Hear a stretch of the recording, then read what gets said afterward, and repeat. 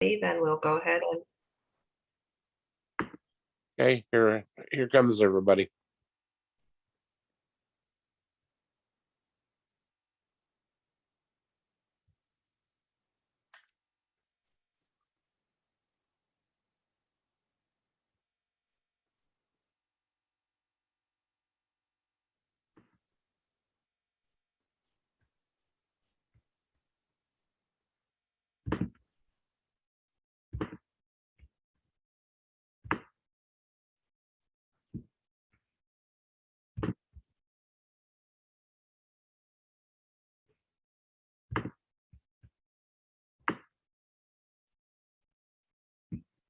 good morning, everyone.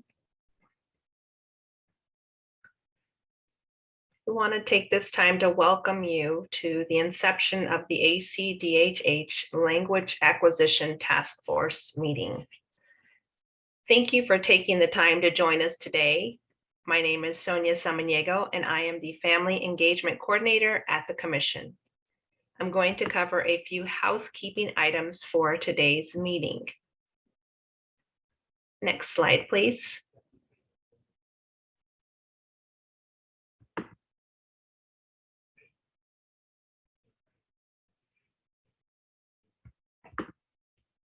So during today's meeting, we want to make sure that we provide space for all participants to participate by considering the following ground rules.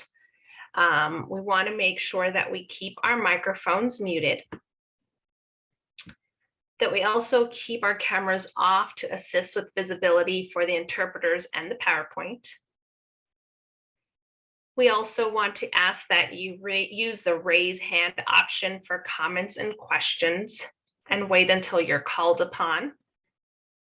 Also, we want to make sure that you all understand the meeting will be recorded for later viewing. And if you need to utilize the closed captioning option, if you could at the bottom of your screen select to view the captioning. We do have a live captioner. And as you can see, we also have our ASL interpreters available. I will now hand it over to my colleague, Becca Bailey.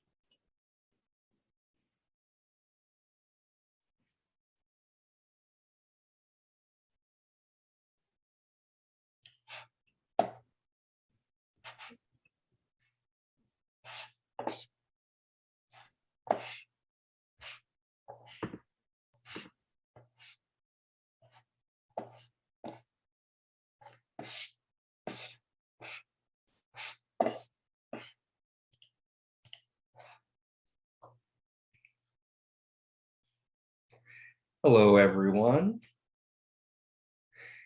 I wanted to take a moment to talk about the purpose of today's task force. The Arizona Commission for the Deaf and Hard of Hearing was tasked with the aim of establishing this task force composed of diverse community members and partnering agencies that can advise and assist with the implementation of SB 1092. Next slide.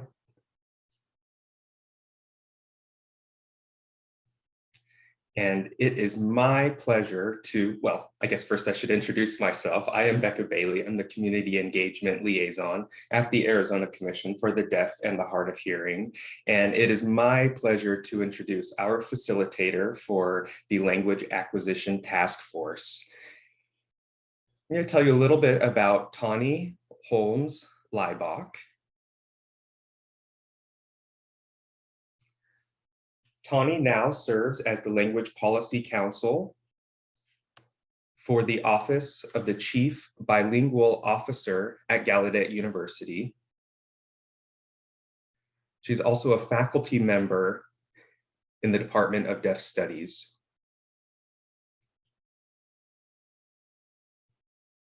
Her role focuses on language planning and strategic outreach.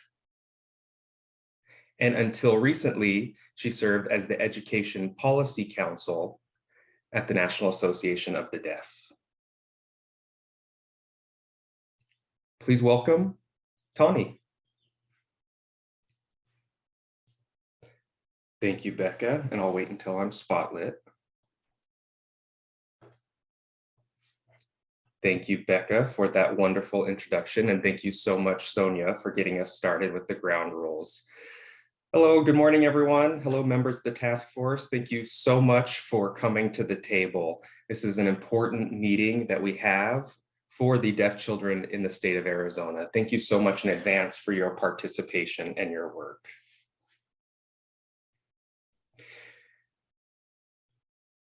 I'll be going through the agenda and sharing some information with you. I'm excited to meet all of the members of this task force. I'll be sure to mention the goals of today's task force.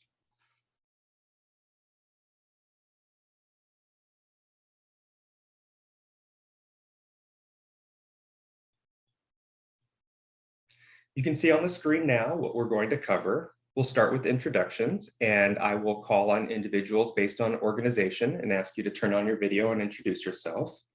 We'll ask you to say your name and your role. If you have a name sign, please share that with us as well. After your introduction, please turn your video off as we go on to the next introduction.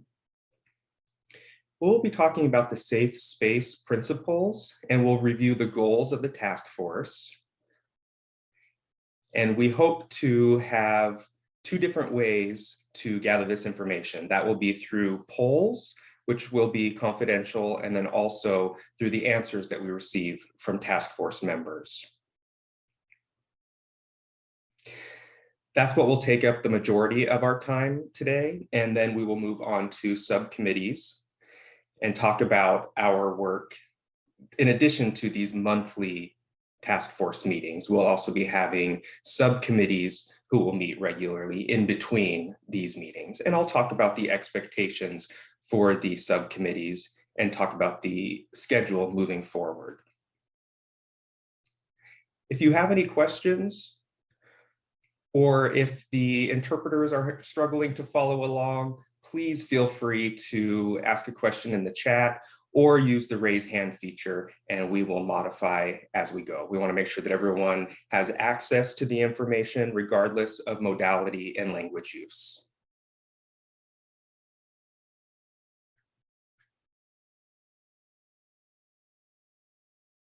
So, who's at the table? ACDHH has done a wonderful job of identifying community stakeholders of language acquisition for deaf children. And we identified 4 areas: state agencies, educational community partners, clinical community partners, and other community partners who we think are vital to this discussion as well.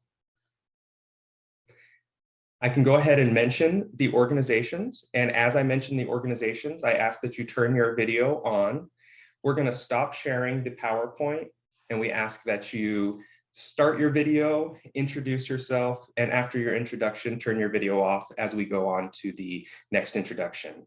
If your agency happens to have 2 folks who will be introducing themselves, we'll be spotlighting one person at a time. That way, and you can see here at the bottom left, there's that pin that shows that my video is spotlit. So wait until you see that you are spotlit. Give the interpreters a second to make sure that they can see you before you begin speaking. And we can change things up as we go if the approach is not working. But these are the 4 stakeholder groups that we identified, and there are different groups from each of these stakeholder groups that I'll be introducing. I'm going to stop sharing the presentation now.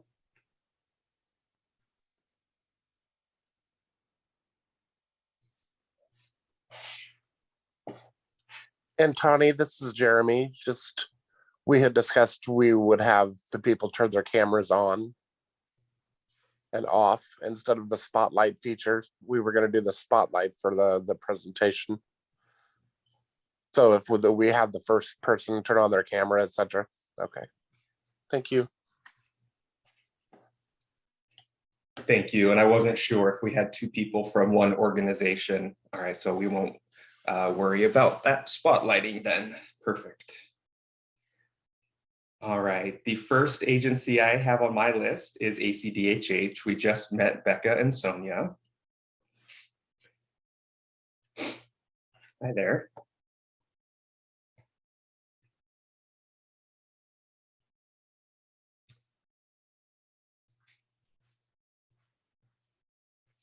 Next, I see the Arizona State Schools for the Deaf and Blind, or ASDB. Great, I see Kendra. Please introduce yourself. Yes, hi, I'm Kendra Benedict. I'm the director of the Early Learning Program with the Arizona State Schools for the Deaf and the Blind, overseeing our birth to 3 Part C services and our preschool services.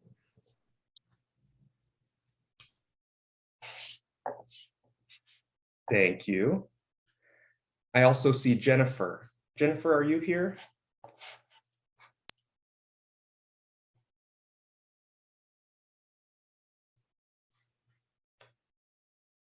Okay, she may be at the next meeting. The next agency that I see is the Arizona Department of Health Services. And I see there are a couple folks from there here with us. Hi there.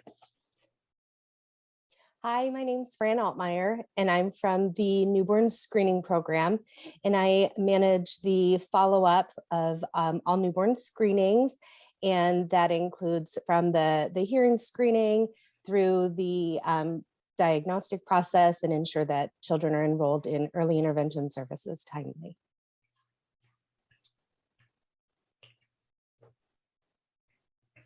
Thank you. Thank you, Fran. Next, I see the Arizona Department of Education. Are either of you here? Okay, they may be joining us a little bit later as well. Arizona Department of Economic Security.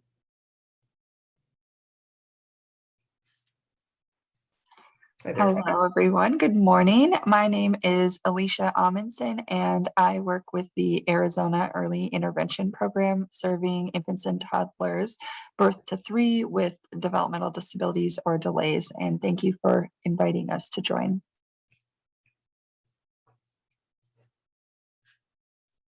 Thank you for being here.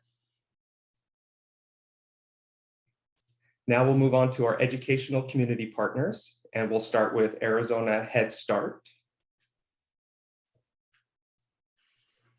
Hi, my name is Ana Heron Valenzuela, and I'm the inclusion specialist for the City of Phoenix Head Start program. I primarily work with children enrolled in our preschool option, ages 3 to 5, but our program is birth to 5, so we do home visitation for 0 to 3, and we also do childcare partnerships ages 0 to 3. Great, thank you. Next up are our clinical community partners, starting with Arizona State University audiologist. And are you here? Yes, hi. Would it be okay if I did not turn my camera on? I'm actually nursing my baby right now. Oh, of course. Okay. Of course, that's an important job. Hi, everyone. My name is Molly Harding. I'm an audiologist and professor at Arizona State University. My expertise is in pediatric diagnostics of hearing loss and lessening the negative effects of hearing loss on their development. So I'm very happy to be here. Thanks for inviting me. Happy you're here. Thanks for being here. Next up, from Definitely Communicating.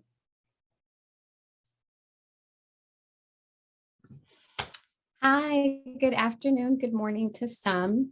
My name is Jermaine Graham. I am an ASL fluent speech language pathologist here in Arizona, and I have the practice Definitely Communicating. It serves to educate, advocate, and provide services for children in the Phoenix metro area, specifically for families who are looking for bilingual services from a speech language pathologist to really support language development and the acquisition of language for children who are deaf and hard of hearing.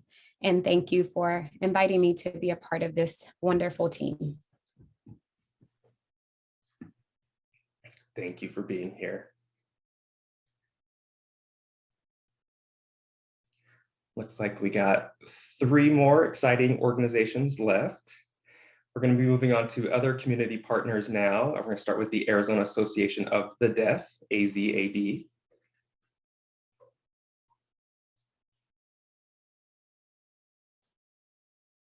Can I have either Astrid or Mary turn on your video to do your introduction? Waiting until I'm spotlit. Do I need to be spotlit? This is Tanya. No, go ahead and give us your comment. All right, am I on? Good morning, everyone. I am Astrid Amon Goodstein. I'm representing the Arizona Association of the Deaf. Mary Rimron is also here with us, and she is the other representative from the Arizona Association of the Deaf. The Arizona Association of the Deaf is over 80 years old, and the mission of the organization is to preserve, protect, and promote the civic, human language rights of all deaf people in the United States. And we are an affiliate of the national organization, National Association of the Deaf.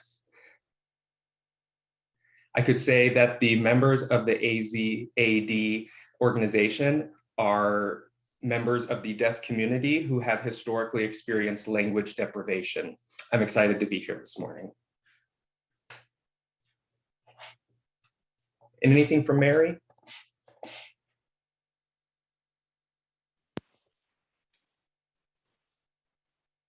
Mary, did you want to? Hi, are you able to see me? Astrid's saying yeah. I mean, sorry. Tawny's saying yes. Okay. Like Astrid said everything, I think. It's nice to be involved. We're looking forward to working with the task force. Thank you both for participating. Thank you. And next will be raising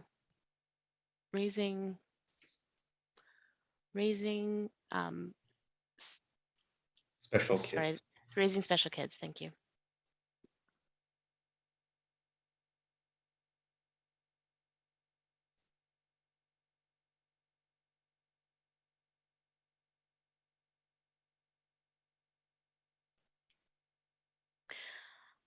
So it seems we're not, they'll be joining us later. And then the last but not least, we have parent advocates. Jesus, are you here?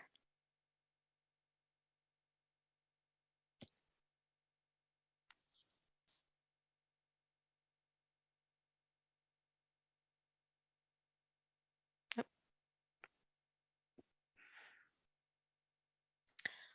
Hello.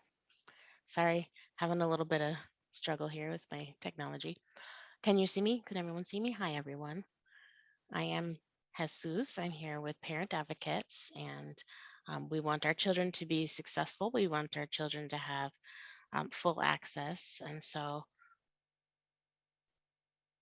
one of the biggest schools here in Gilbert, my child goes to one of the biggest schools here in Gilbert, and we want to see them be as successful as possible.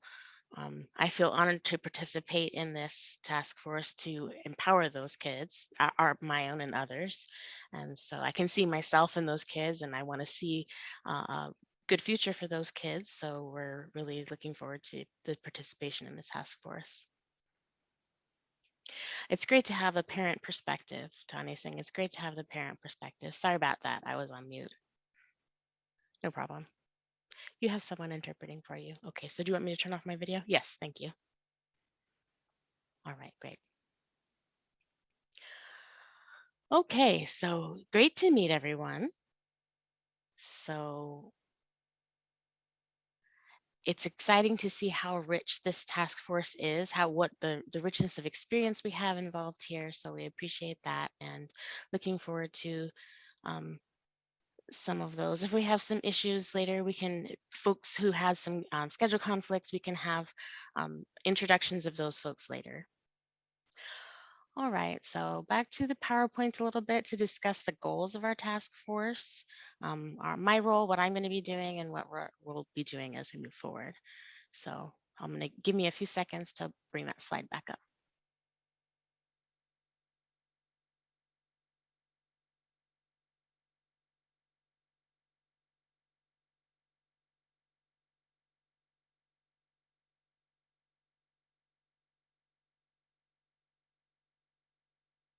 So as we're sharing the PowerPoint, we're going to have to go through and share it and then shut it down and share it and shut it down for the purposes of the facilitation of the meeting. But so this is the safe space principle. I'll give you all a second to look this over.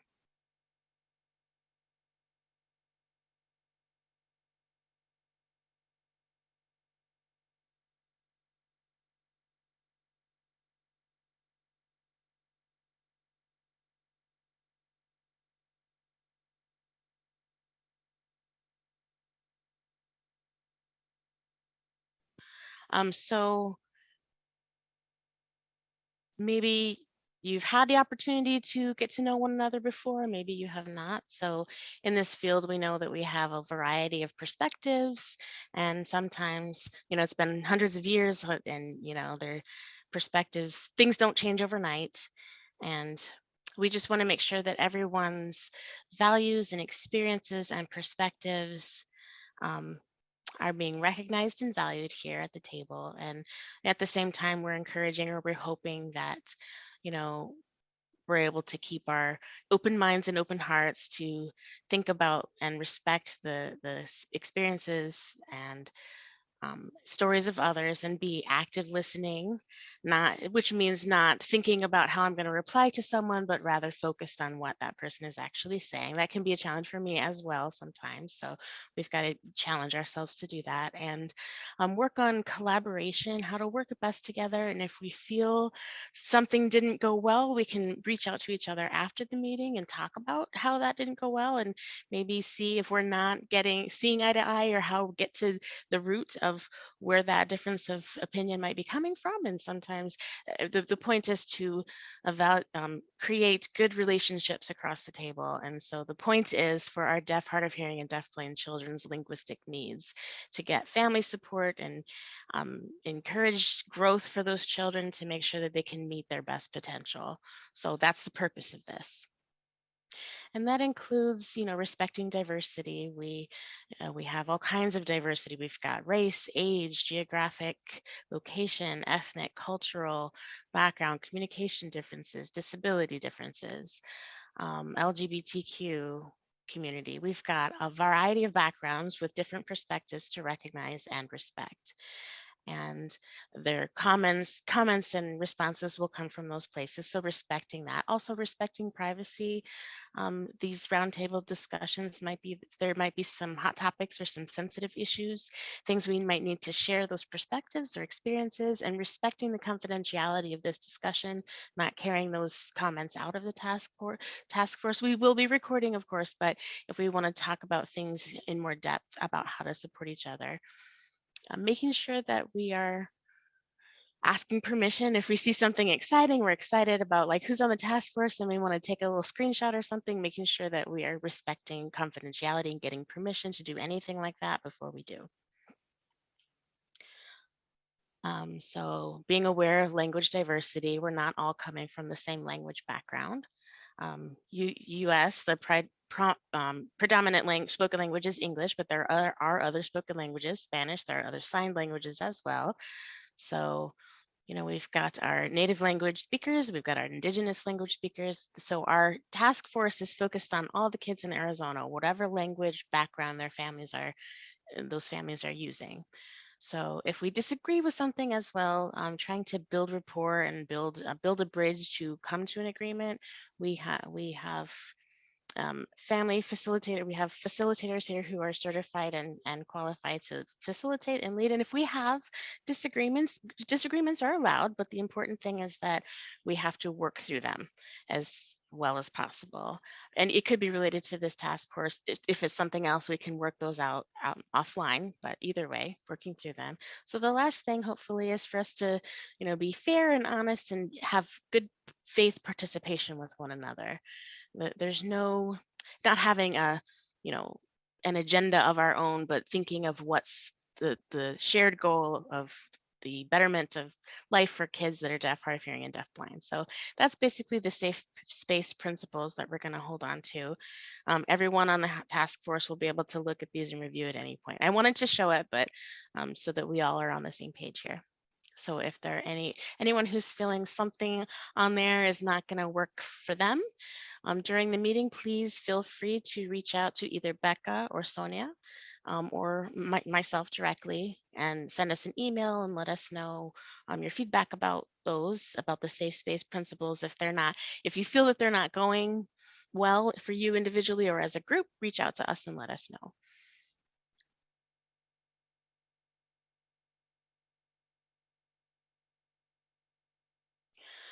So shifting gears a little bit, I want to talk about the goals of the task force. There are 2 slides here.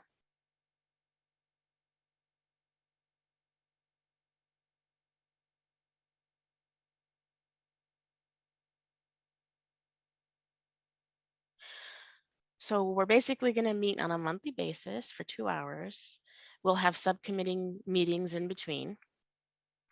So there's the task force with subcommittee support. The goal as a group is to develop recommendations prior to June for the statewide system to ensure the linguistic acquisition success of children who are deaf, deafblind, or hard of hearing in deaf education programs. So we want to establish those recommendations, whether they're system or policy changes or processes of guiding families through those processes or providing access to information, assessments, those types of things. So we're going to be going through that. We have a lot of different aspects that we're going to be talking about. We'll be looking at what other states are doing and some of the models that we might be able to follow from them and see what will work best in the state of Arizona with our own Arizona unique situations. That we have our own unique views here and our own unique location in the broader education system. So we're excited to take those next steps to raise the standards for linguistic access in Arizona. Okay, one more.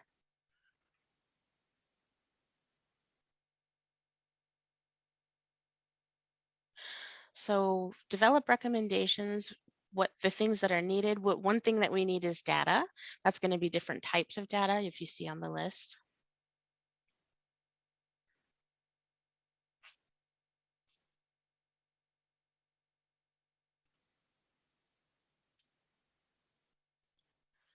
So every one of those is chosen for a reason. So there'll be a person who is knowledgeable in their organization and background to get that information, how that relates to the family. So we want people's experiences who've seen, the number one thing is the family. So real families, real stories. So that relates to demographics. We need to know who our children are, what backgrounds our kids are coming from. So collecting that data will help us make decisions from the systemic approach. So keeping in mind, being mindful of cultural considerations and needs, making sure that we're meeting those, every family in Arizona where they are at, being aware of what those cultural needs are and how we can approach equity in the system. Making sure that families are having the best experiences possible. As well, figuring out where we are at currently, what tools and things and processes that agencies are using now and what's working and what's not working. And being able to collect all that information about that will help us strategize, help us streamline our recommendations, and as well as figure out how we're able to create those systems that are connected between organization and agency, and everyone's communicating across organizational lines, making sure that everyone knows what everyone else is doing and feels confident and comfortable referring between organizations. So that's what we're building on what we have now, seeing what we have that's working well and building from there,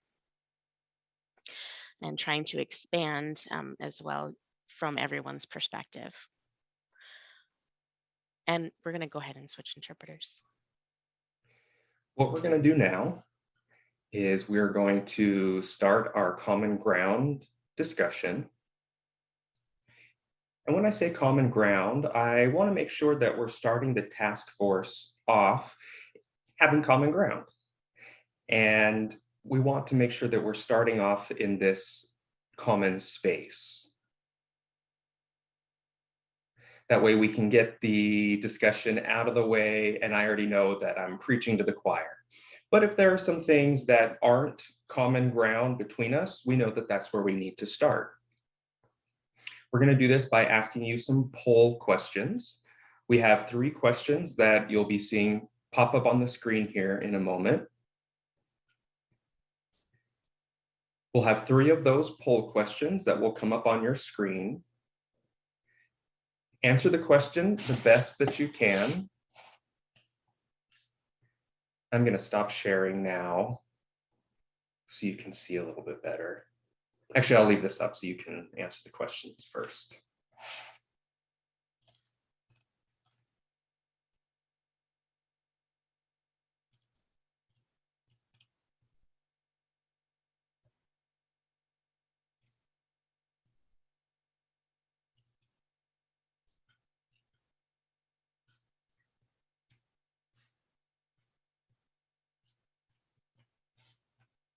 Remember, this is anonymous.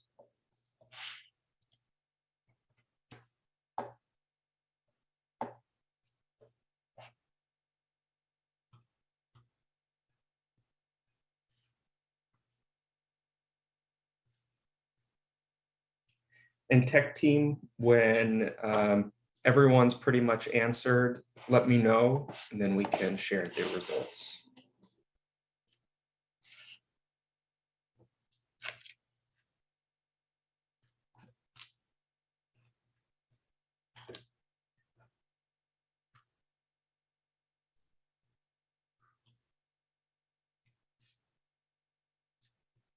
Interesting results.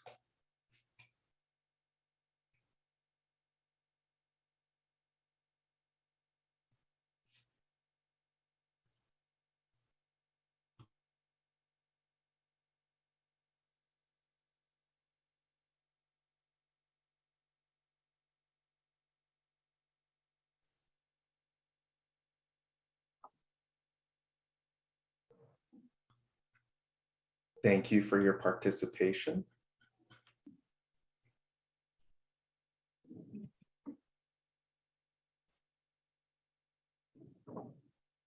If the tech team could, will you show the results, or can you send them to me in the chat?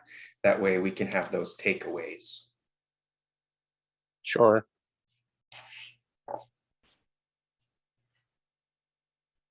Okay, now we have these poll questions here, and this will help guide our discussion. I'm going to ask that you use the raise hand feature today if you have a comment. And we're going to start with the first question. Make sure you identify yourself and say your name. That'll make it easier for everyone who's in the meeting to follow along and know who's making their comment.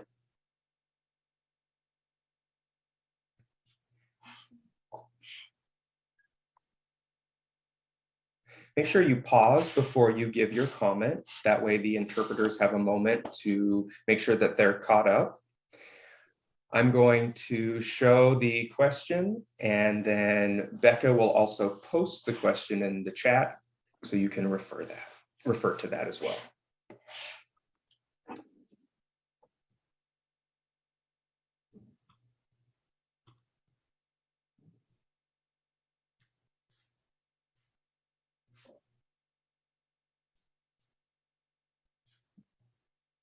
You can see the 3 questions here.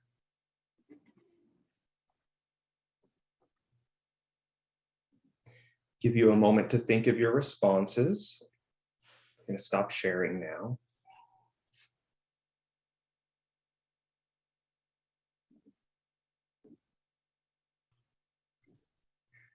Okay, first question. If you could do only one thing. Oh.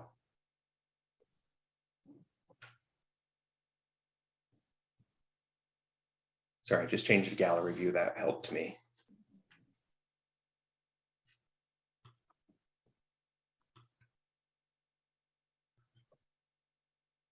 Okay. Is everyone able to see me now?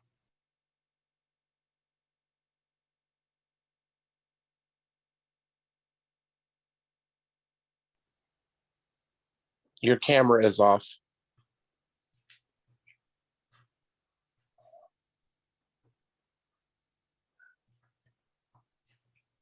Huh. I stopped presenting, but my camera is still on. You should still be able to see me. Okay. We're going to go over that first question. If there was only one thing you could do for a deaf, hard of hearing, or deaf-blind child, what would you do? The sky's the limit.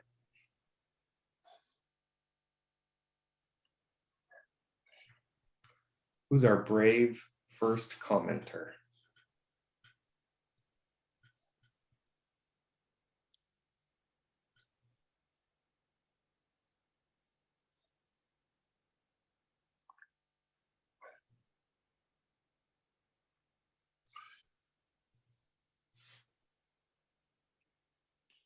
And also, Tawny, this is Jeremy.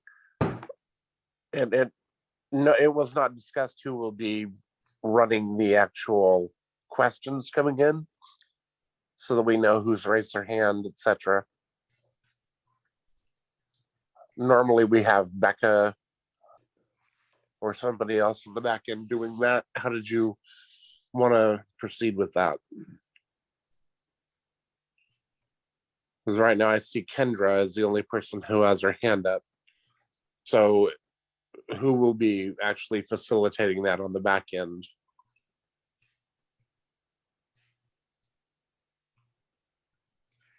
For now, I will call people by name, and I can get the message from Becca in chat to just cue me who's next. All right, Kendra, ready for you. Hi there. And I think I forgot to give my name sign earlier. It's Kendra. That's my name sign. Kendra. Sorry about that. I was having camera problems earlier. Honestly, in response to that question, I would want to give a deaf child what I would want to give all children, deaf, hard of hearing, deaf, blind, hearing, all children. And that's parents that are at a place that are able to give their child what they need in every way: food, shelter, love, access to resources. Yeah, that's just the first thing that pops in my head. Same thing I'd want to give to any child.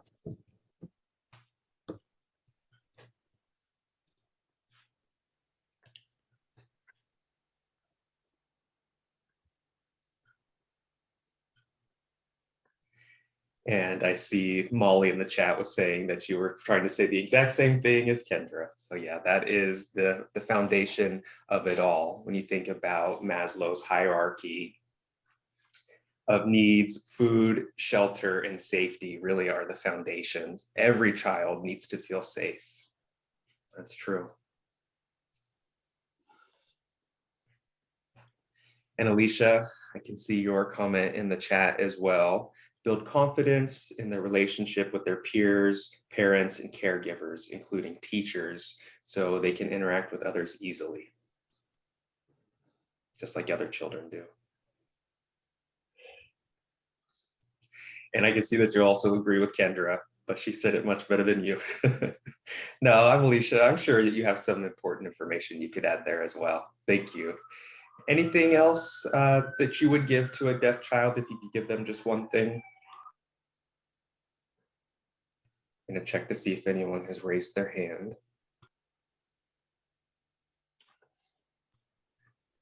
I see that we have a comment from Mary. Mary, turn your video on.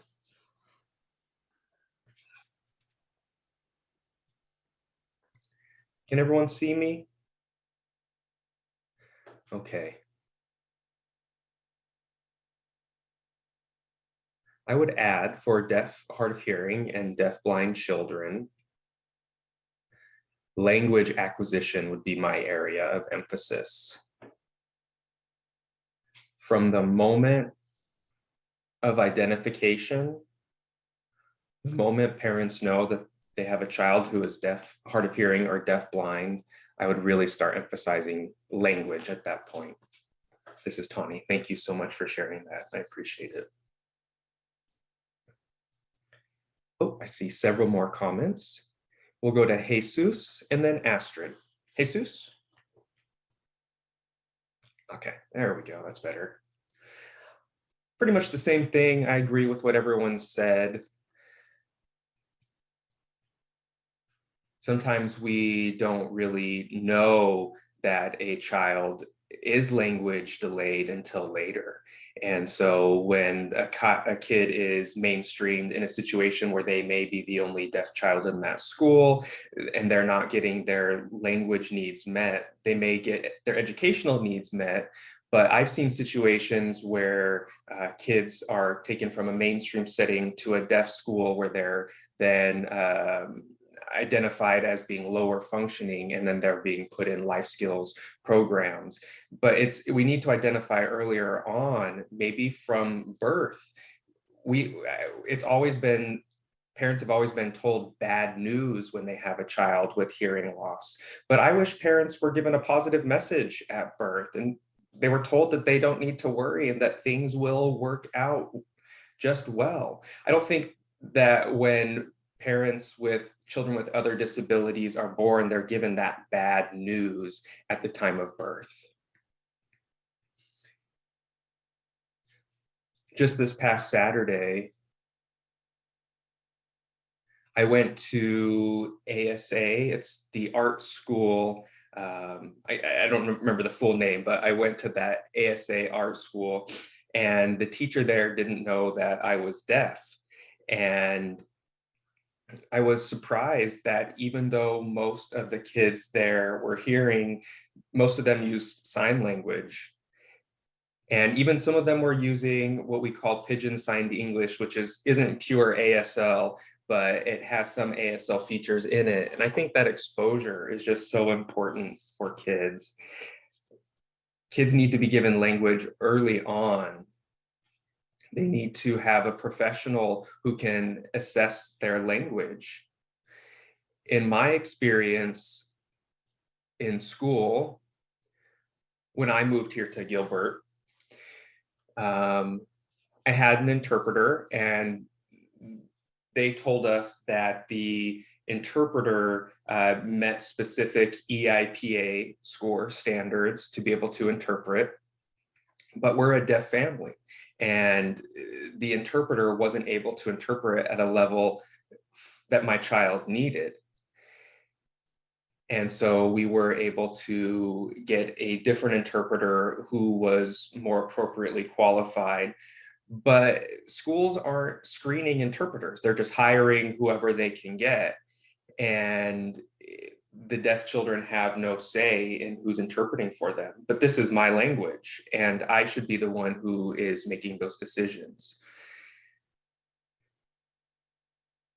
Now, my child is in honors classes in Gilbert, And I had to fight to get my child into honor classes. I was told that it would make things more complicated for my child in school, and they really tried to not let us do it.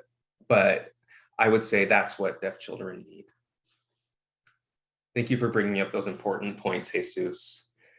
Talking about the foundational language needs of a child, and also reframing that process where deaf children were historically put in those lower classes. And schools do need to know how and when to hire appropriate interpreters. I hope to see more examples coming from you later on. Thank you, Jesus. We're going to switch interpreters now.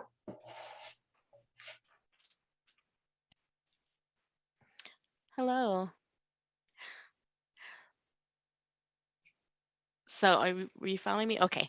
So I like what Tani had said. That was a good conversation. My mind was kind of spinning off in many directions, but one thing I think is very difficult, right? My first reaction was that 90% of children who are deaf are to parents who have never met a deaf adult. So that's pretty key. Parents often will look at their baby who is deaf and go and think, what is going to happen to you when you grow up? And they're thinking of their child growing up as a hearing person, right? So their parents need to have the information. They need to have unbiased access to information and be actively involved in their language development, be able to see that process and see that it's not like other children, a baby with, not to see their babies like babies that are baby with broken ears, but the important thing is the thing in between the ears. So helping the parents who, have never seen a deaf person, the first deaf person they've met is their deaf baby, helping them meet deaf adults to see that there's a variety of experiences and personalities and interests and talents and things that are available. The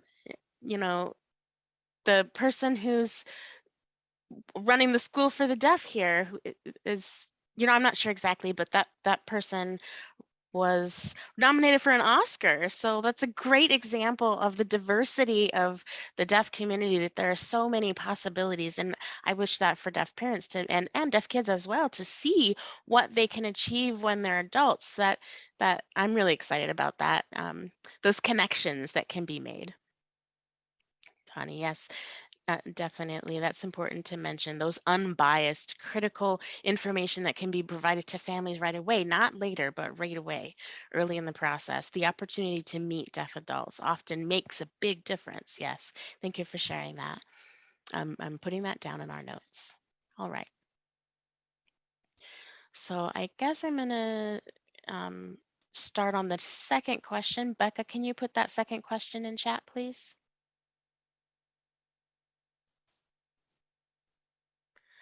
Astrid, you can go ahead and turn off your video now. Thank you.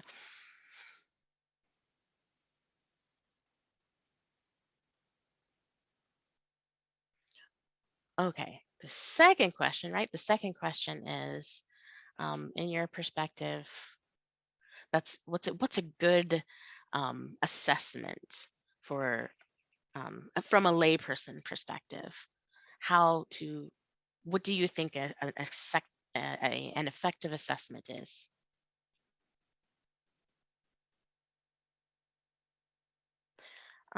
We're looking at educators, SLPs, audiologists, any of those types of assessments. There's a lot of assessments that go on in those areas, so we want to talk about those.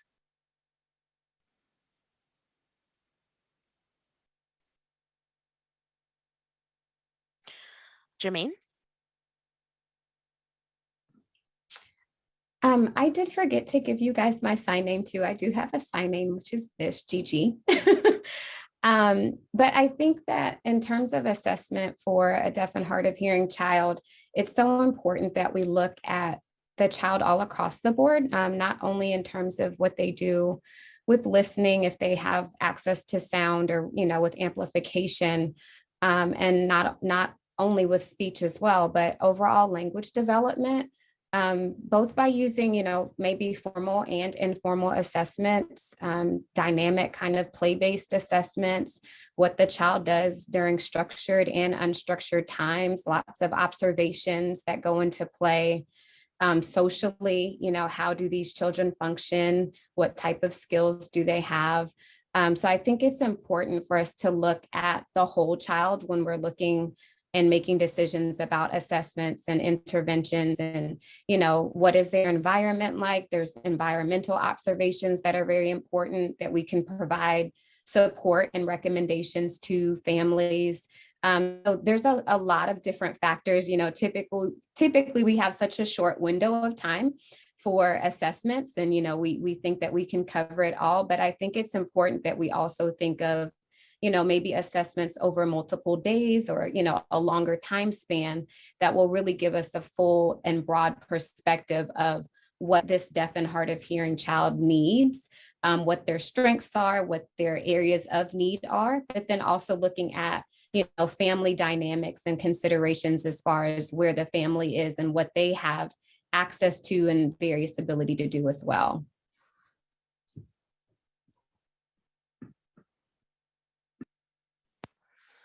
Okay, thank you, Jermaine.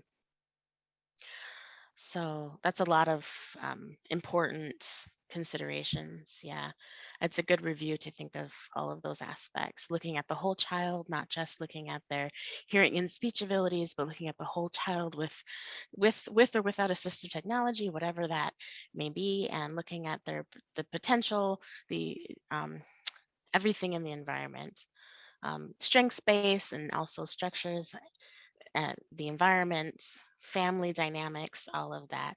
And we might have to, repeat evaluations because of the time window and, young kids and attention spans and all of that. Thank you, Jermaine, for all of that, and for those assessment recommendations. I see a comment.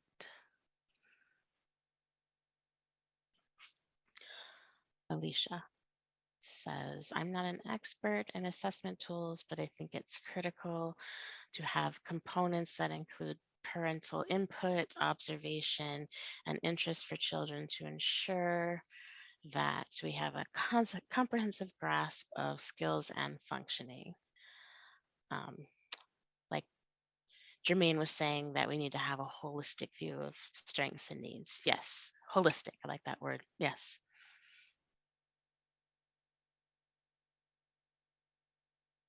Okay, I see more hands raised. Jesus, and then Kendra.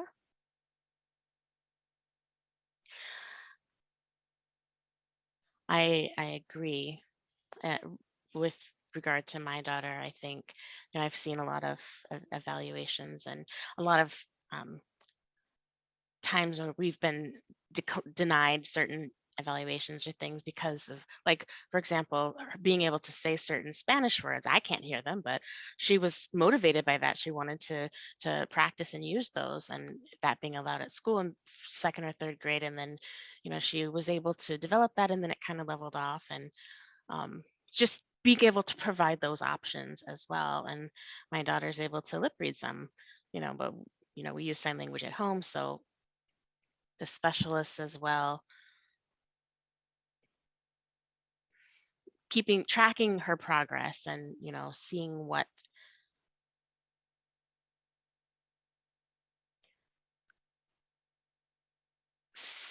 saying, taking those things seriously and not thinking that it's just like a hobby or whatever. But we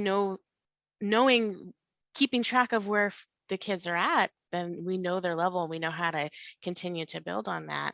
We don't want our kids to get behind in reading and writing. If we're not keeping track of that, then we won't know where they're falling behind. And so making sure that we keep track of those levels, and then we know everyone on the IEP team is involved, and nobody is not aware, and parents are not unaware of their kids' levels, where they're at and where they're able to go.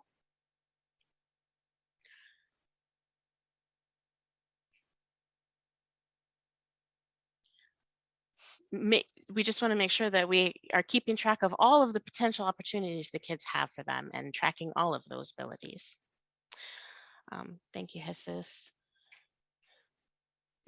Another thing, yeah, right, denying kids opportunities and language opportunities of any sort, whether that's spoken or signed or whatever, based on the child's interests and abilities. And if their current education situation is not meeting their needs, let that be child guided. In other words, if changes need to be made, that those can be made based on the child. Yeah, key is parental involvement, seeing the kids. You know, they see the kids out of school. The kids are in school for 8 hours, but they're with their families the rest of the day. And so those getting that parental input is really going to be key as well. That communication going both ways, so they can see. Maybe the parents don't know that their kids are behind and need additional support, or have additional needs, or having various barriers in place. Making sure the parents have that information ahead of time so that they can plan for that. Yeah. All right, thanks. Kendra, I think you had a comment as well. Yeah, hi, thanks.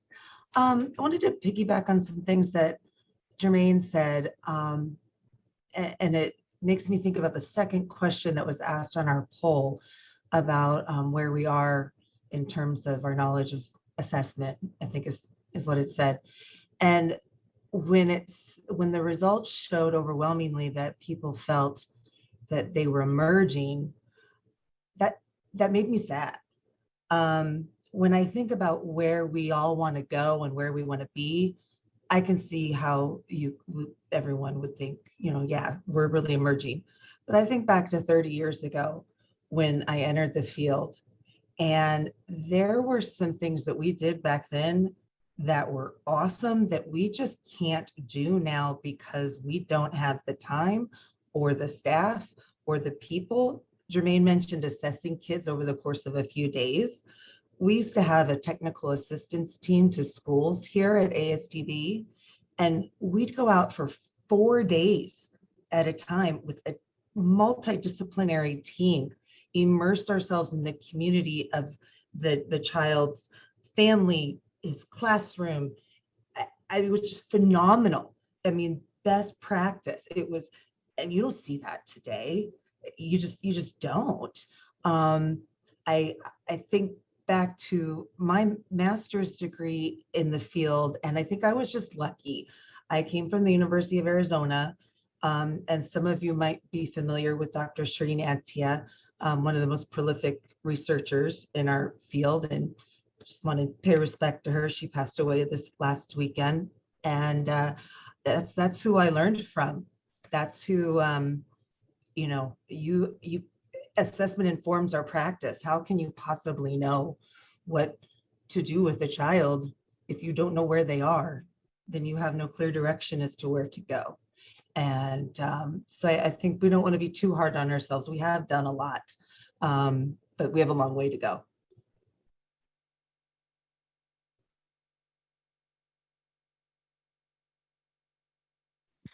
Yeah, thank you for that, Kendra. So talking about seeing the results of the Zoom poll question regarding our language acquisition process still emerging, that's a good point about resources and staff and education and approaches and laws and rules and things changing. Changing approaches as well. It's really important to recognize people are doing a good job, but sometimes, the question is, do we have all of the abilities, all of the things we need to be able to do a good job? So that can be a challenge as well. We need more teachers, we need more resources, facilities, et cetera. That can be a challenge for us as well, wanting to see our deaf kids thrive and wanting to do the appropriate assessments to help that happen, but not having the resources to make that happen. So hopefully we can address those challenges, figure out how we can support each other in that. So thank you for sharing that perspective. Like Jermaine said, yes, agreed. Yep, keep a positive focus. All right. I thought I saw Molly raising her hand. Okay, am I on? Yes. Hi, everyone. This is the first time that I have my camera on, so I wanted to make sure that I'm visible. From an audiology perspective, we need assessments that do several things. First, we need the parent perspective. We need to clearly outline the goals of the parents in terms of the communication mode or modes that they want to achieve. Beyond that, throughout a child's development, we need to determine whether they have, if some of the parents' goals include oral language, we need to make sure that the child has sufficient audibility to meet that goal with the devices that they're using. If not, then we need to change devices and see if we can meet those needs, or we need to readjust our goals.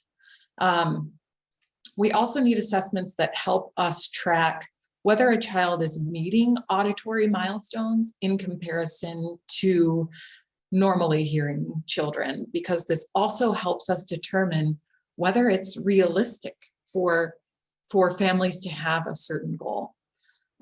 For example, a lot of the times what will happen is parents want a child to develop speech and language, but they are not following through on some of the actions that need to take place to get there. So sometimes I find myself needing to help redirect families to prioritize ASL and sign language, because sometimes it looks like a child isn't going to meet spoken language goals. So there's lots of problems like that, but we need lots of different assessments, and mostly they help us determine, can we realistically deliver on what the parents' goals are given the tools that the family has.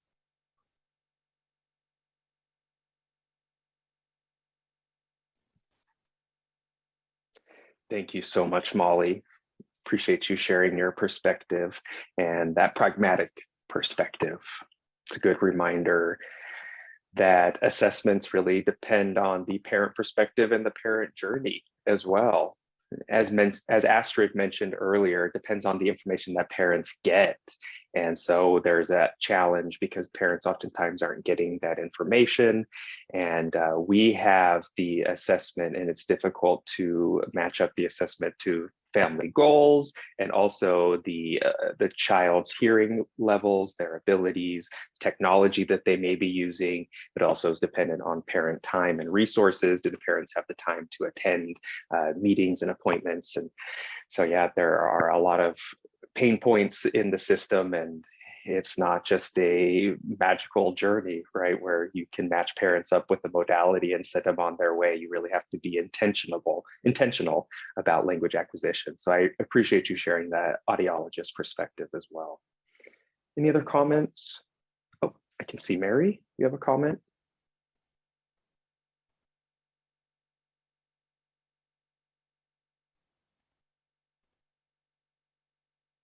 Yes, speaking of milestones,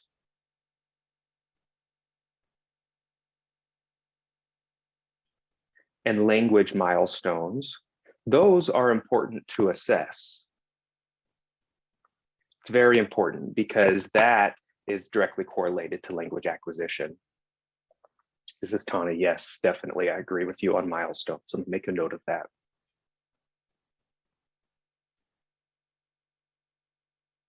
We can look at milestones as our stepping stones. You know, the book, What to Expect When You're Expecting. You can read through and really know where you are along the process and know where you should be along the process as well. I see a comment from Jermaine in response to Molly's comments. Several great points. Often families and professionals hold on to the auditory or oral listening spoken language outcomes, but it's not realistic for the child and the family. And this causes further harm to the deaf and hard of hearing child and perpetuates language deprivation. Thank you for sharing that.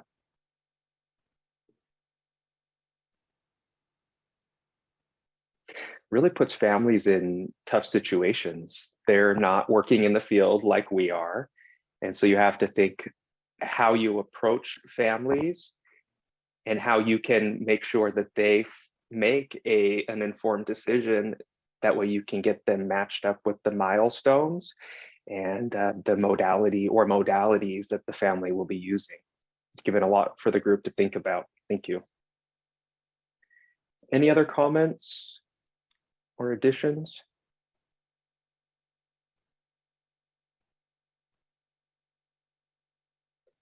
Right. Hearing none, we can move on to question number 3.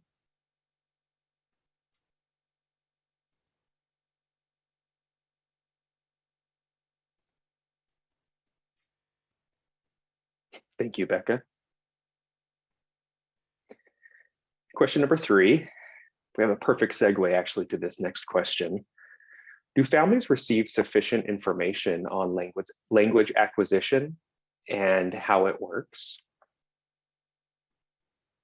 Do you think parents are getting enough information on the language acquisition process? Are parents given those resources at birth? Or are parents just given resources and then there's no follow through? They never get contacted again? Curious what your thoughts are.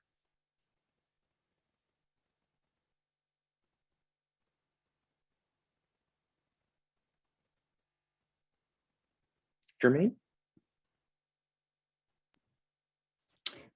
So it's really hard for me, I think, because I'm not involved in early intervention at this point to know what's actually happening, during those early stages.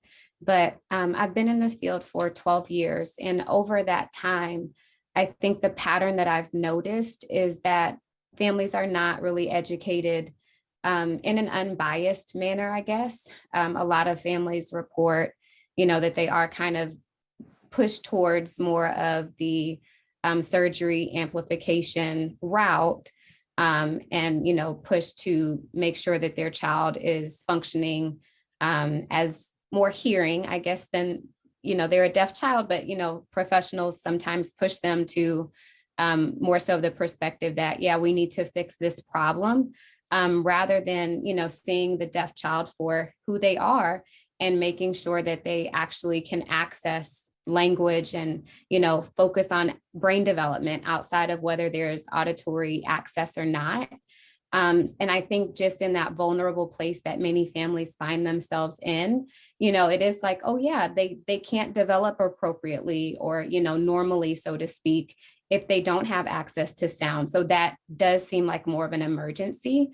What I will also say is that I think a lot of parents and a lot of professionals confuse speech and language, and they feel as though they are one and the same. And so I think families sometimes feel like if my child can't speak, then what will their outcome be? But I think if we had, information out there, more education, more resources, helping families to clearly understand the difference between speech and language and the impact that a lack of language has on the developing child's brain. I think that, the emergency for people, they would actually see what the true emergency is. And, both can develop. I think we all know, a child can develop, speech and language. For some has the potential, but I think the emergency or the priority given the two options has to be language. And I think a lot of families don't really understand that fully because of what they're presented with initially.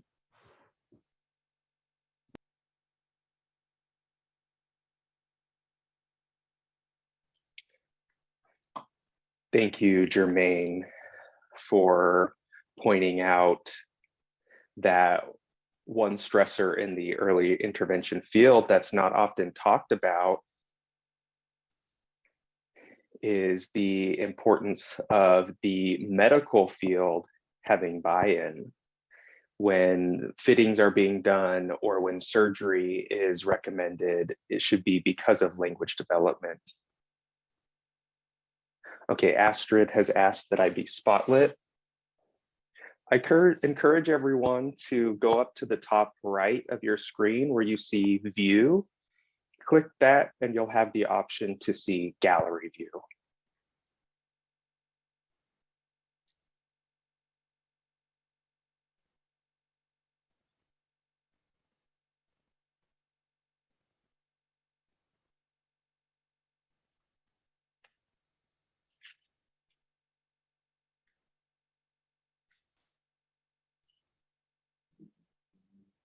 All right, hopefully Astrid got that worked out.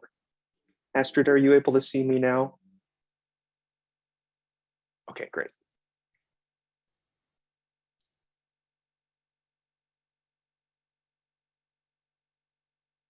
You're right. There is that desire to fix deaf children. It's often the view of medical professionals that there's a deficit and that something needs to be fixed. And it can be a challenge in those early years. I agree. And I would like to also add that educational materials should be provided, not just speech and language information for children, because the production of sound is not necessarily language. And the last point that was made, that the emergency shouldn't be that technology is needed. The emergency should be that language is needed. Thank you so much. All right, I see Molly next and then Kendra. So I'll just add on to Jermaine's comments and back up the fact that audiologists are often the ones providing that initial information.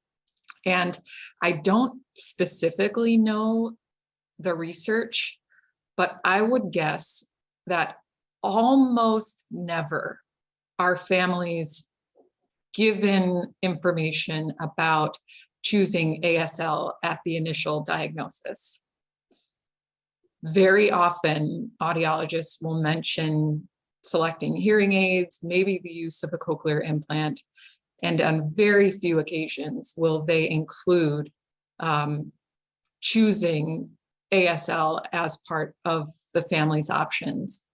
The reason for that, I think, is twofold. Number one, just the human problem of operating off of assumptions. If you have a hearing family, it is very easy for audiologists to assume that the family will choose the oral and spoken language option. And audiologists are not good at forming a partnership and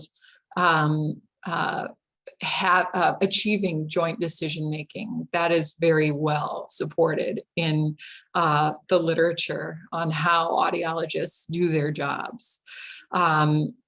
Second, I think that some audiologists don't include ASL as part of the option, is that it is incredibly difficult to choose that option, right? If families who are hearing and who communicate via spoken language, in order for them to choose ASL, that represents an incredible investment in time and cognitive resources to learn ASL and immerse themselves in the culture.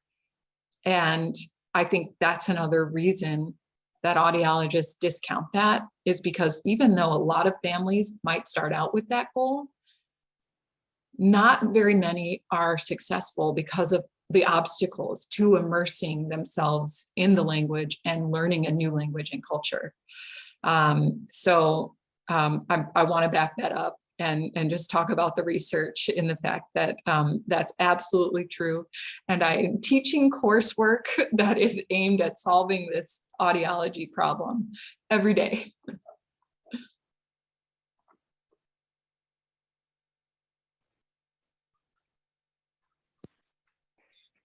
Thank you, Molly. Thank you, Molly. Excuse me. Thank you for being authentic and for providing us with that unique perspective. A couple of takeaways that I got from you is the human problem, right? We all have our biases, we all have our values, and we function based on what we know and what we see. And so that doesn't always take into account other perspectives and busy schedules. And another great point was made about joint decision making with audiologists. That is important. And that's something for us to consider, to provide support, not just thinking about what we can do for families and for children, but we need to also think about what we can do for those professionals who are working with the children on a daily basis to provide families with the right information and resources that the child needs. And you also made a great point about the system being difficult for families to choose ASL. They may not have adequate support that the families need. They may not know the amount of time and resources that they're going to be investing. We talked about technology and how families oftentimes aren't successful there because the follow-up and the amount of appointments. But there's a good point that you added about cultural immersion. That's a whole different layer to it. Thank you. All right, Kendra. Hi, thank you. Just a couple of things I wanted to say in regard to families receiving sufficient information. I think one of the most important things we can do as professionals is to work with each other across age groups. Jermaine mentioned that she's working in school age right now, I think it was. And I'll be honest, the vast majority of my career was preschool through 12th grade. Only a couple of years ago did I start diving into early intervention. And I'll be honest, and I'm embarrassed to say, but when I had kids that I was teaching who were in preschool, I never really thought about where they had come from, how they had spent the first 3 years of their lives. And even within our own program here at ASDB, in the last few years, we brought our birth to 3 and our preschool program together for that very reason. So there could be a better understanding of where these kids have come from, and then on the converse, where they're going. I had a preschool teacher in the last year make a comment about, what are these birth to 3 interventionists doing? These kids come to us with no language. And having no understanding or awareness of what's been going on the first 3 years. The child could have been in and out of child protective services. The parents could have been unemployed and trying to put food on the table. It goes back to that Maslow's hierarchy. It's, whether we like it or not, it's true. You've got to meet those initial needs first before you can expect a family to learn a second language. They're not going to do it. They can't. They're trying to survive. And so I think we really need to be sensitive, and the more we can educate ourselves about where these kids have been and where they're potentially going, we'll be better off as a field.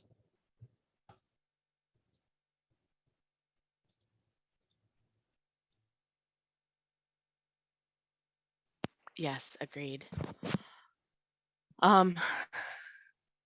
Teaching 2-year-olds, and I relate to this. Yes, you see where the kids come from when they show up in their classroom. You don't really know what's happened previously to that.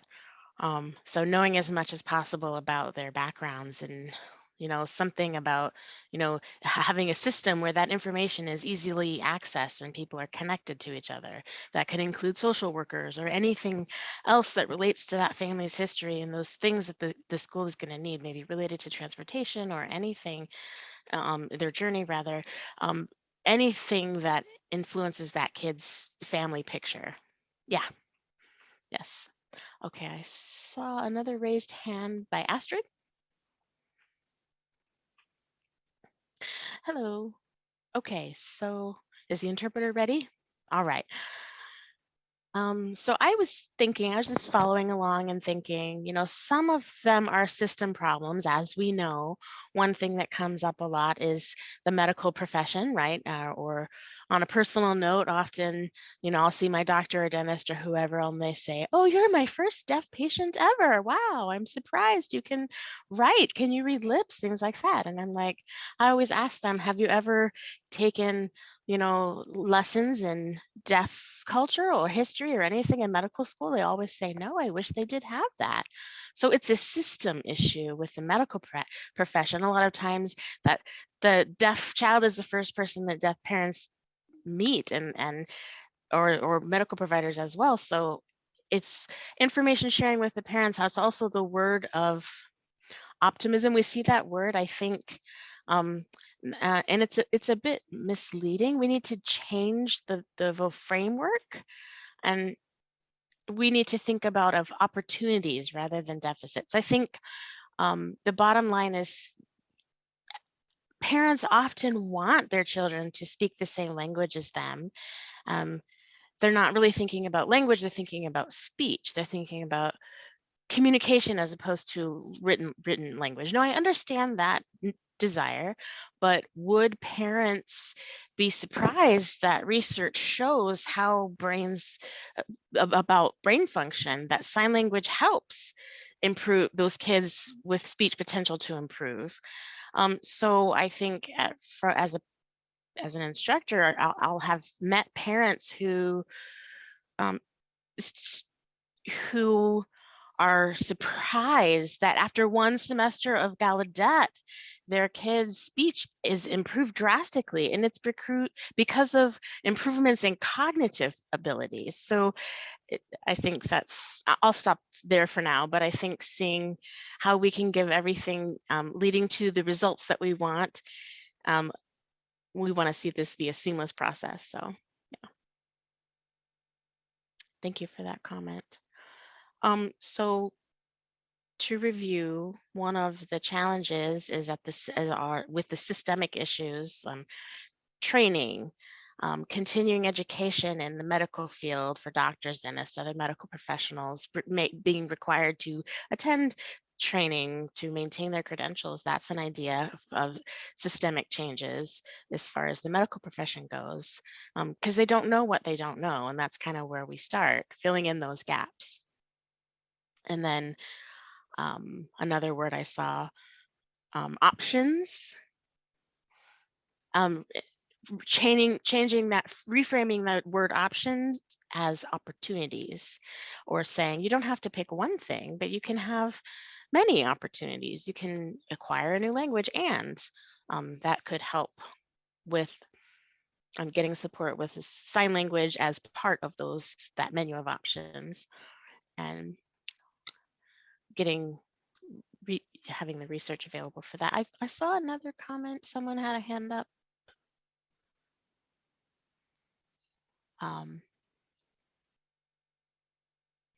Was it Jermaine? Jermaine said, it's critical. We've got how our kids are spending their time at home. Are they spending their time with their parents? What are they doing? That's definitely information for a subcommittee. And then related to Kendra's comment as well, during the pandemic, all of these kiddos have been falling through a lot of kids have fallen through the cracks during the pandemic, and they haven't been getting as many services, and they haven't been getting identified. So that's a good reminder. The COVID has really affected things as well. I saw another hand. Jesus, did you want to join us?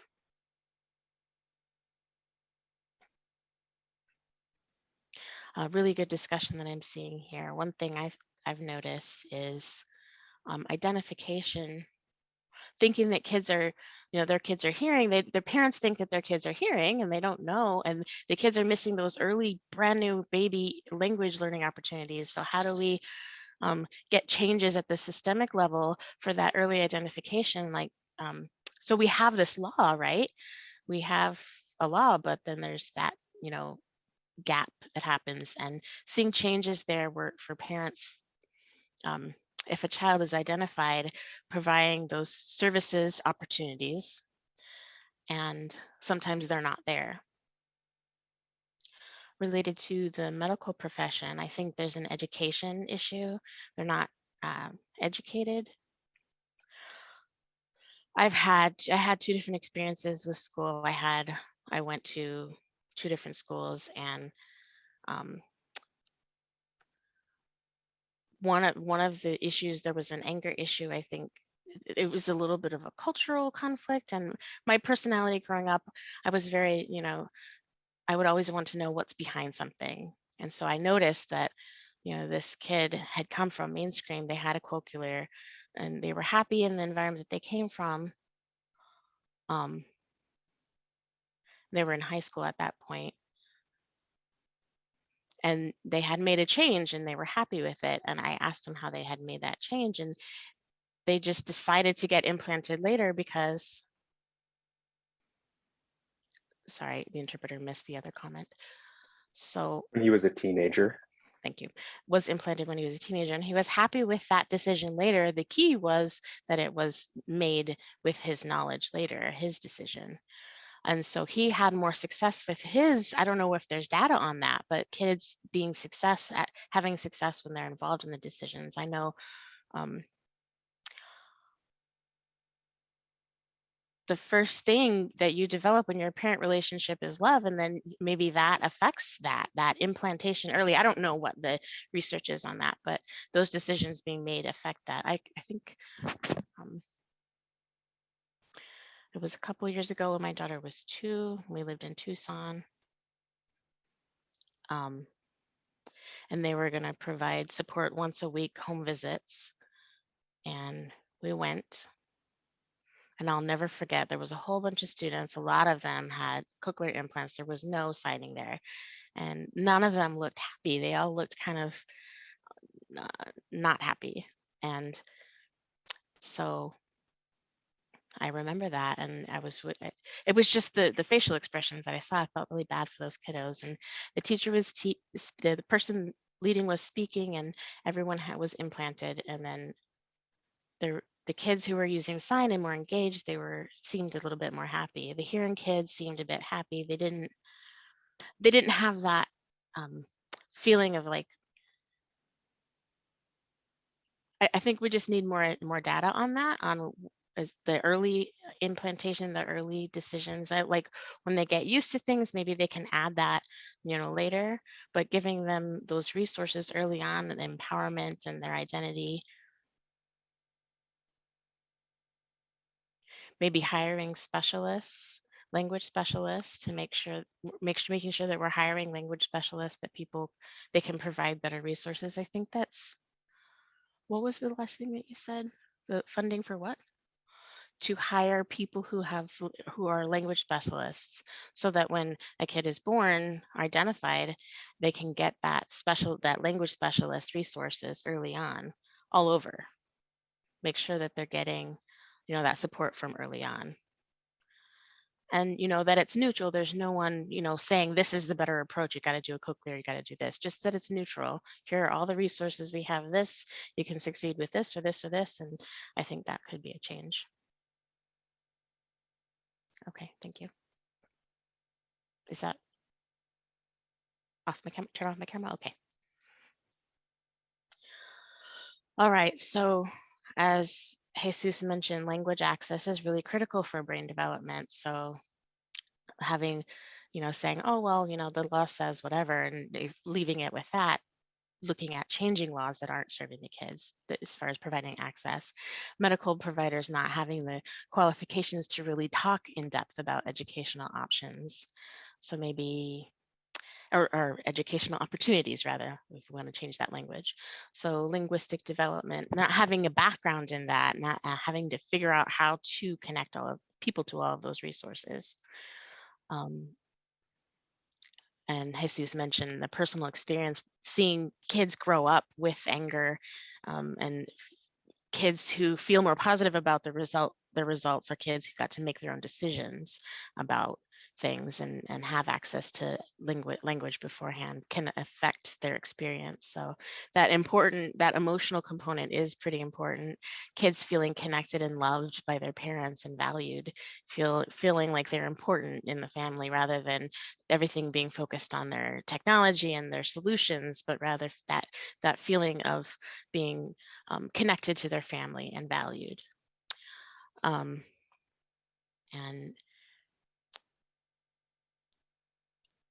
feeling that they're on the same level with their families so that they see, that they are an important part of that family.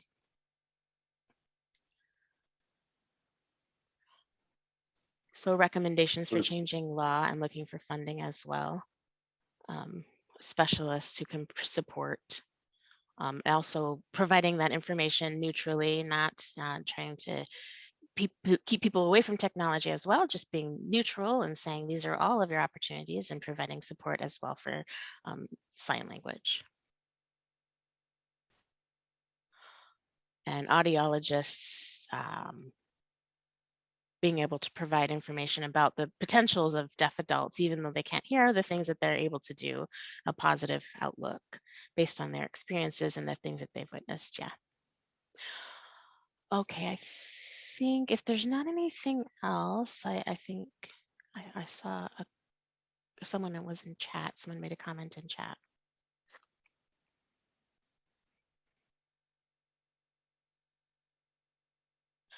Molly, would you mind? What do you mean by attunement? I haven't seen that word in a while. If you would mind explaining what you mean by that, if you want to turn on your camera.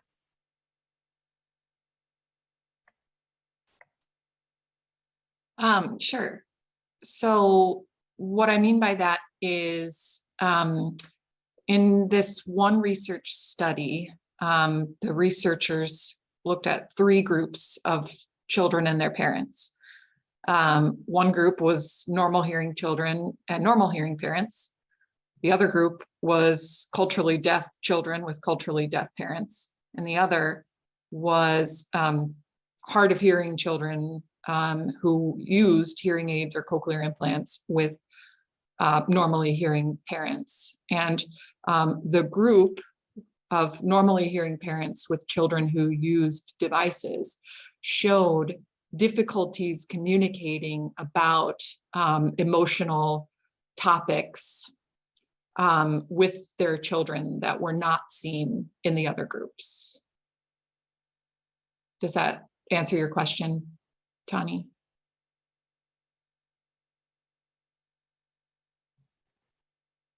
Yes, it does. Thank you. I appreciate that.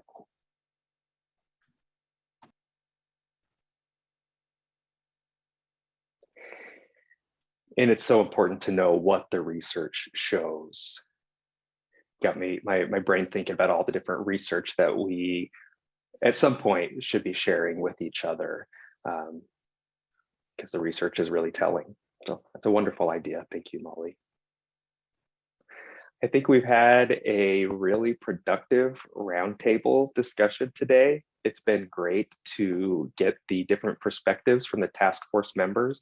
I can tell that you all care. With that said, I would like to take a 5-minute break, stretch, grab something to drink, and I'll also look over the takeaways from today's meeting. When we get back together, I'll go over some patterns that I saw, and we'll get some talking points started, and we'll talk about our subcommittee work here pretty soon. So give everyone a 5-minute break, and I'll see you in 5 minutes. That would be 11:39. Let's say 11:40. We'll be back at 11:40.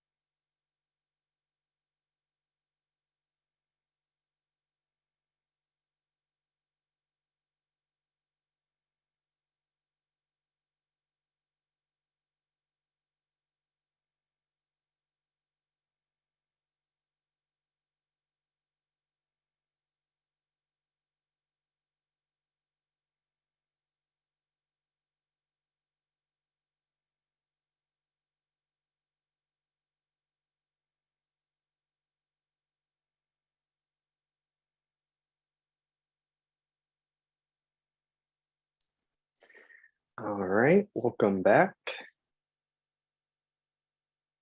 Interpreter, are you here? Great. I'm going to share the PowerPoint again. Thank you so much for that wonderful roundtable discussion. I will share my takeaways, and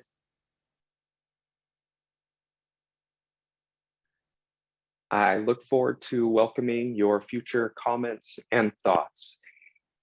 If you have any other comments or thoughts that you didn't have the opportunity to share today, please feel free to make a note of them and share them in the next meeting. Thank you so much. I'll share my PowerPoint now.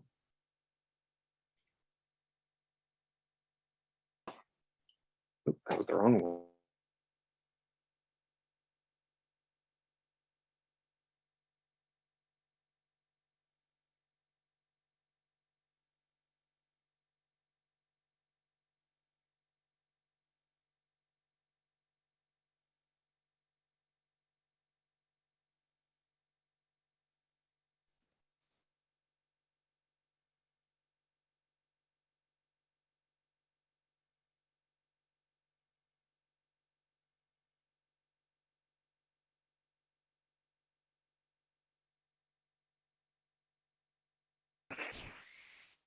All right, these are the 3 questions that we just went over and answered.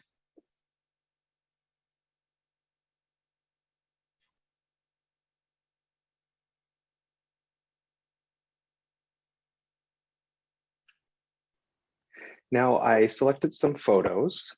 I selected the photos and I selected the photos before the meeting and they seem to really align with today's discussion. There was a lot of talk about language equity and the language opportunities, making sure that families are getting support in whatever language opportunity they choose. You can see the picture of the children playing with the string there, and that shows that it really takes a village of professionals, audiologists, speech language pathologists, teachers, interpreters, everyone in the profession, physicians, doctors. And you can also see that there are different age groups working together, teachers working with students, students working with older students, and professionals working with the families to make sure that their needs are met. It's also important that the families are a part of the process and that they understand the process. We want families to feel that they're supported in whatever decisions that they make for their child, and that their hopes and their dreams are realized for their child. We want children to be emotionally connected with their families, and we want them to recognize their opportunities, that they can do everything that they want in life with the aid of technology if they go that route, with the use of sign language if they go that route.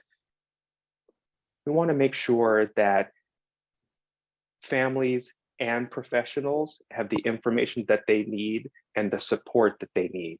That could come in the way of resources, financial resources, training. We want to make sure that there are no barriers in place.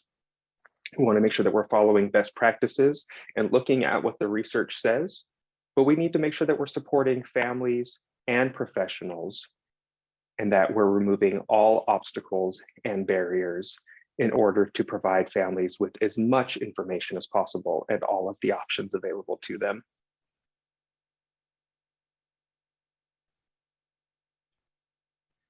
Several people today mentioned reframing. We're not just focusing on a child's ear and what they hear. We're focusing on what a child can do. We're looking at their attunement. We're looking at their understanding of concepts. We're looking at their family connections, their friendships that they're developing. And you can see that on the top right, there's a family there. They're all embracing a happy family with their children included. It's important that we have compassion and understand that all families are coming to us from different situations. You may be working with a family whose experience is completely different from yours, but they are the caregiver of the child and they're an important part of that child's journey. And I think that pretty much covers the big takeaways that I noticed today. If I missed anything, please feel free to add it in the chat. You can also raise your hand. And if you have another comment, then I can stop sharing the PowerPoint as you turn your videos on.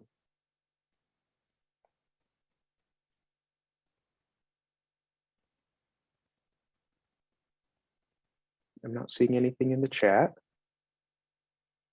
Okay. On this next slide, I'll be talking about the subcommittee work that we're going to be embarking upon.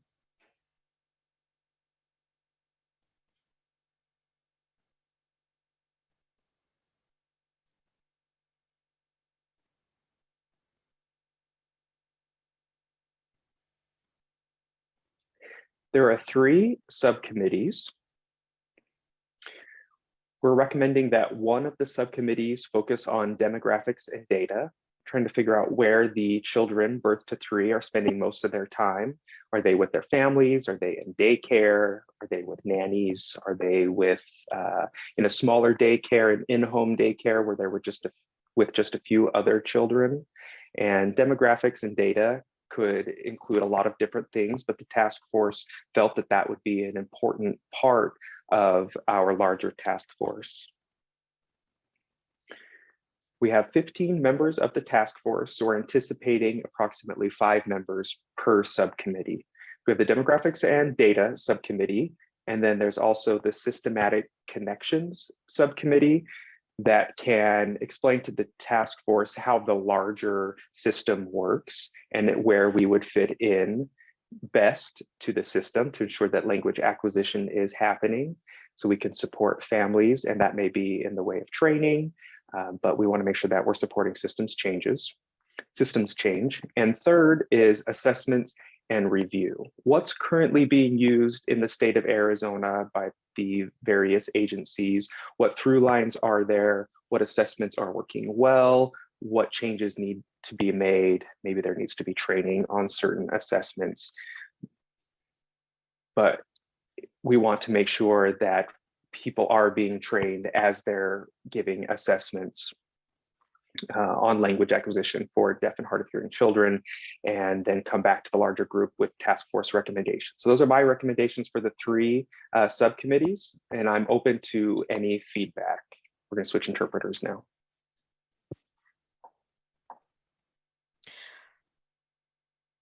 So we can make any changes to these subcommittee groups however you want to, but we're going to send out a survey at the end of the meeting later this week at some point, and to see which committee subcommittee folks might want to be on, if they feel like they want to represent a specific committee, or if they feel someone else in the community might be good for that subcommittee. So we will send out some suggestions, but we will take recommendations as well. We want different viewpoints on each committee. So if you have a specialty or somebody who fits well, we will take those suggestions. ACDHH, I don't know how that process is going to look like, but we're going to clarify before that survey. So we're going to send out that survey, and you can look at which one of those and pick your top 2 preferences, so that we can, fit everyone in where we can fit the variety, backgrounds, and experiences on each committee. And so then we'll set those up, and then we'll send that out, and hopefully we'll be able to get those meetings set. Becca and Sonia will get those first ones set up, and then we'll have in 2 weeks, in 2 weeks, we'll have those committees set out, the subcommittee meeting set out, and everyone will go into a breakout room to have their discussions, and make their recommendations, and see who can serve as, like facilitators of the subcommittees, or who wants to fill whatever role, like note taking or whatever, and secretary, and for each of those committees. And then after that subcommittee meeting that happens in 2 weeks, then we'll have our monthly meeting again, our roundtable meeting, which will happen. So we'll have a meeting every 2 weeks. There'll be the task force meeting, and then the next one will be the subcommittee meeting. So it'll be every 2 weeks, but it'll stagger between those 2. And so hopefully,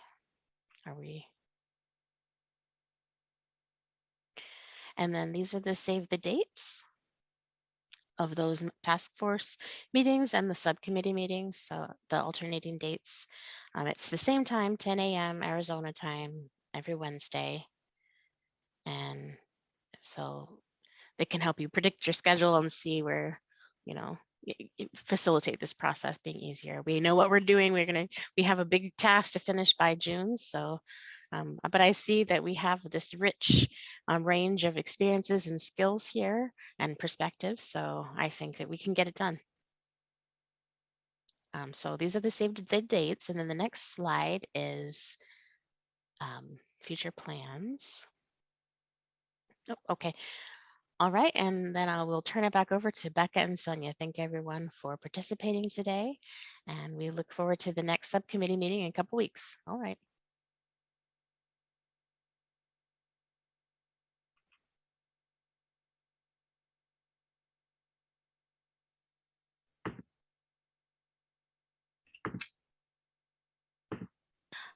Becca or Sonia, are one of you ladies coming back? Yes, I'm here, Tani. It was recommended that I not shut off my camera until. Oh, I see Sonia said she's here. Okay. Thank you, Tani, for leading such a great discussion today. We really want to thank everyone for taking the time to participate in today's meeting. As Tani said, be on the lookout for our survey in the coming days. Also, please feel free to reach out to myself or Becca with any questions. Our contact information is provided on the screen there on that last slide. Also, again, we'll be sending out the invites, as Tani mentioned, to the subcommittee meetings and the task force meetings in the coming days. We just want to make sure everyone is able to select where they would like to participate on the survey. And then before we let everyone go, one last request that we have is if everyone can just take a minute to turn on their camera so that we can see everyone. I know it's tough having virtual. We want to make sure we have equal participation and equal access to everything, but we do have limitations with Zoom. And so if we could just have everyone turn on their cameras before we say goodbye to everyone, just want to see everyone who is here today participating with us. It would be really helpful for us to see that. And again, thank you all for participating today. We appreciate all of your valuable input. It is very helpful for us as we take on this task in the next few months here to really have all your different perspectives. So we wish you all a wonderful afternoon, and we will be in touch in the coming days and see you all here in the next couple of weeks. Thank you so much, everyone, for your participation.